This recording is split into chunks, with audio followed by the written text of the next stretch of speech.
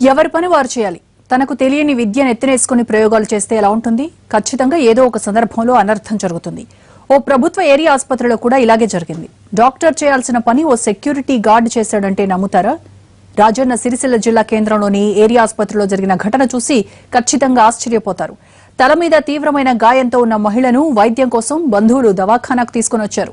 గాయానికి కుట్లు వేయాల్సి వస్తే డాక్టర్ లేదా నర్స్ ఆ పని చూడాలి. కానీ లోనికి వెళ్లగానే ఆసుపత్రి ప్రైవేట్ సెక్యూరిటీ గార్డుగా పనిచేస్తున్న విజయ్ అనే వ్యక్తి చకచకా ఆ పని కానిచ్చేశాడు. ఓవైపు చూస్తే బాధితురాలు నొప్పి తట్టుకోలేక విలవిల్లాడుతోంది.